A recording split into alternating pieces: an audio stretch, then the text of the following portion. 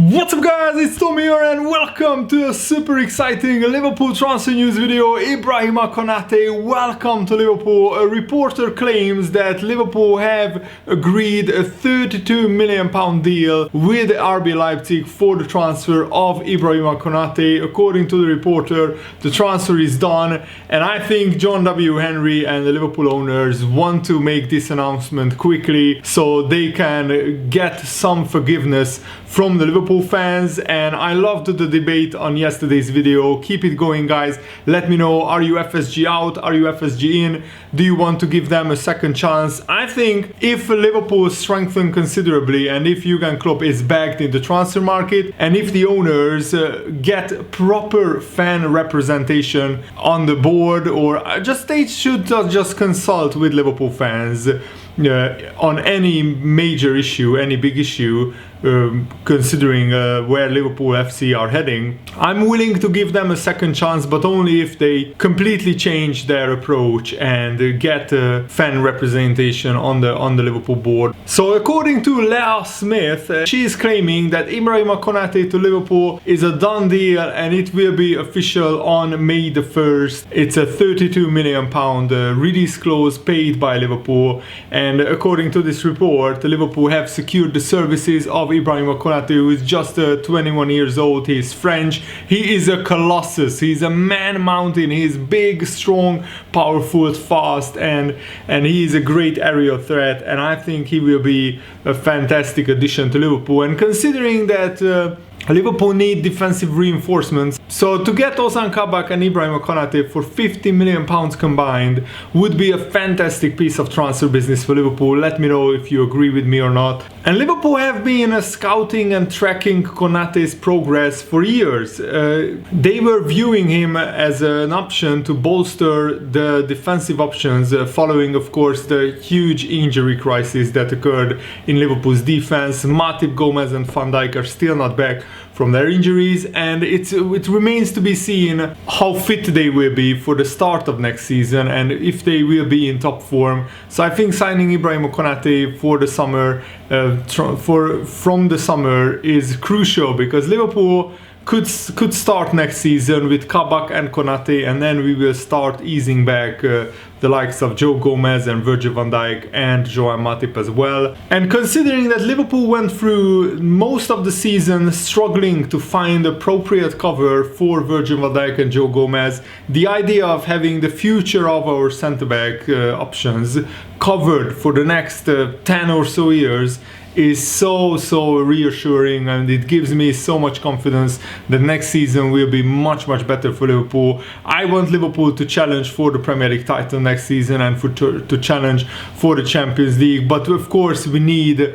regularly to have centre backs who are world class or borderline world class, and I think both Konate and Kabak have the potential and the opportunity to become world class at Liverpool. Jurgen Klopp can coach them and really improve them, and I think Ozan Kabak has been steadily improving as game by game as the season wore on, and I think this is exactly the good news that the Liverpool fan base needs to take their minds off the recent European Super League fiasco. We will talk a little bit more on that a little bit later. And I think Liverpool should have signed either Konate or Kabak last summer, because we never replaced Dejan Lovren, and it was a gamble which didn't pay off, because Liverpool paid a very big price for that. We are hanging on by a thread to finish in the top 4. Leicester City yesterday demolished West Brom 3-0, so at the moment Leicester are 6 points ahead of Liverpool, and they also have a better goal difference. So I think Liverpool, the best that we can finish now is 4th, but we also need Chelsea and West Ham and other teams to drop points as well. And James Pearce also said that Liverpool are really keen to bring Ibrahima Konate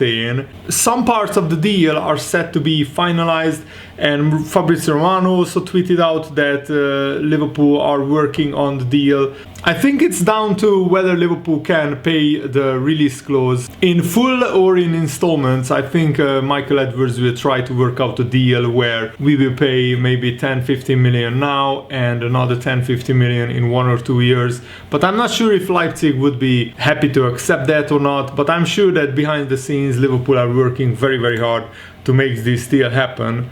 And the Liverpool Echo has an interesting report today saying that Liverpool face a lengthy legal process to leave the European Super League, because after signing binding contracts for 23 years, that's what does my head in. How did the Liverpool owners think that this was okay to do, to sign 23-year contracts to be part of the European Super League?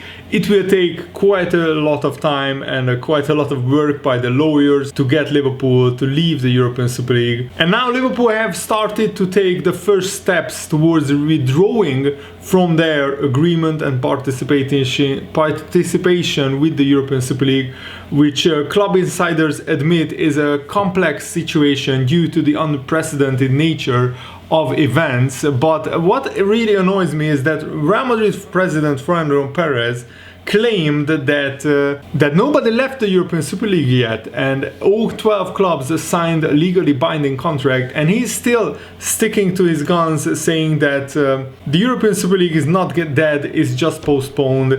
And Joan Laporta, the Barcelona president, also said the same. It looks like in Spain the fan uproar wasn't as big, wasn't as strong as it was in England, and Barcelona released a statement yesterday which was kind of like sitting on the fence, and they will let their members vote on whether Barcelona should join or leave the European Super League. And I absolutely love this story that the Spirit of Shankly supporter group or Liverpool Supporters Union refused the meeting with Boris Johnson, the current Prime Minister of the United Kingdom.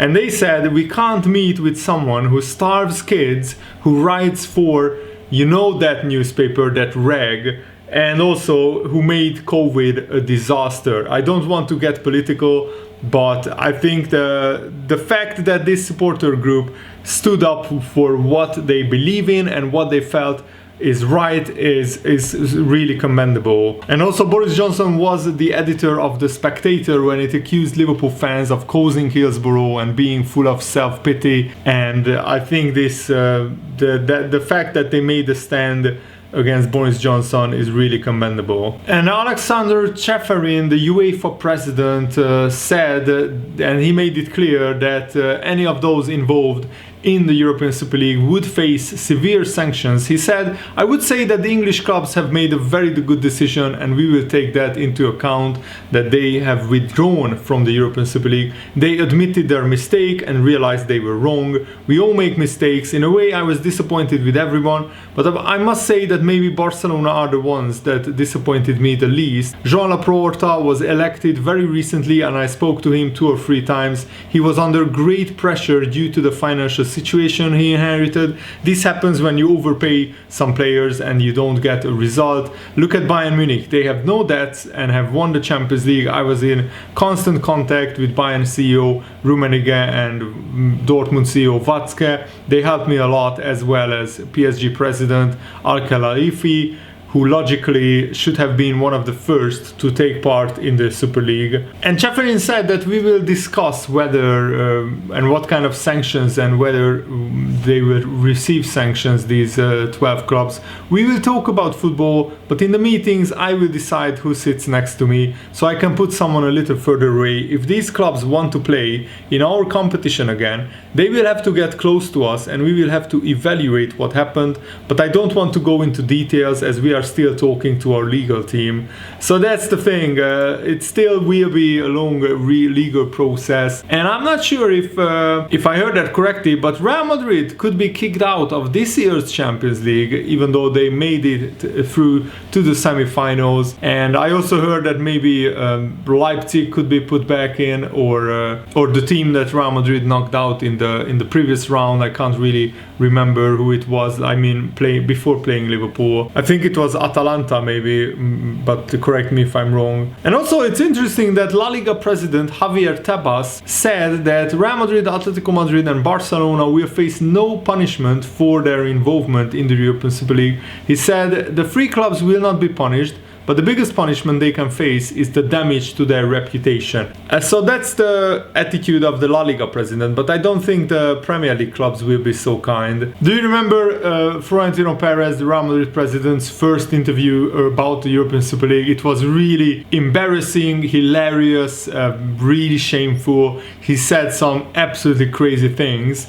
And also, the New York Times explained the reaction among the founding members when they heard that interview. In the headquarters of the other Super League clubs, executives held their heads in their hands. Still though, they didn't talk, unwillingly to go. They unwillingly didn't go to public and to defend the plan that Perez claimed had been designed expressively to save football. I think that was what upset most football fans. The Super League was never created to save football. It was created to save the big clubs, to save their money problems and their debt.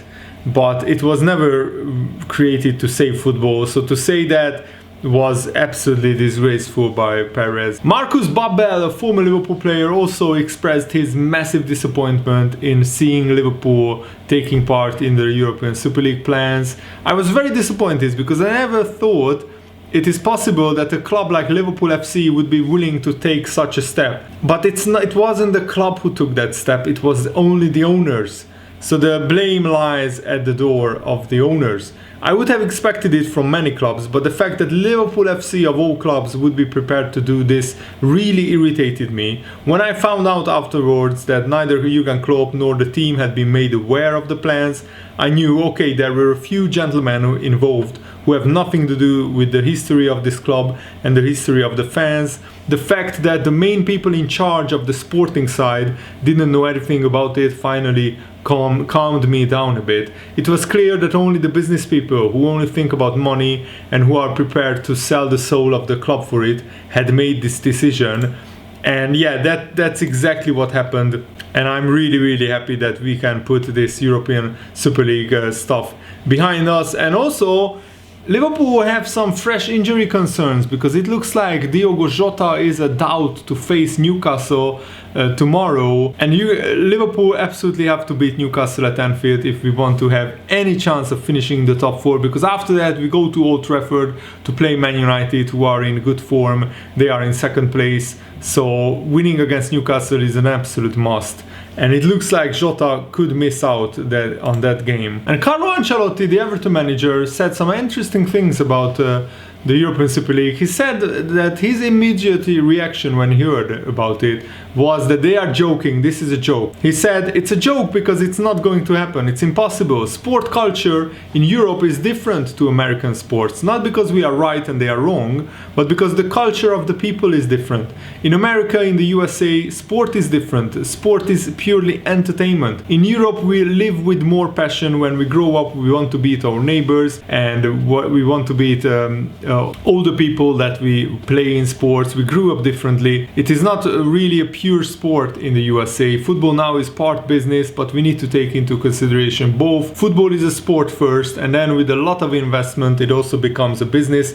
But we need to take into consideration both. This is absolutely normal. We heard about the Super League in the past few months, but I was sure it was not going to happen. What can I say? The 12 big clubs, they were wrong. They did not take into consideration the opinions of the players, the managers and the supporters. And I think Ancelotti summed it up pretty well. Also, Liverpool, after the injury concern to Jota, we have an injury boost in the form of Ned Phillips, who could be back against Newcastle. He missed out against Leeds with a minor hamstring injury, but Phillips was pictured completing some light training yesterday, so hopefully he will be back for the weekend game against Newcastle. So come on Liverpool, let's beat Newcastle and let's put this terrible few days behind us. Thanks for watching guys, hope you enjoyed this. Have a nice day, see you later, goodbye.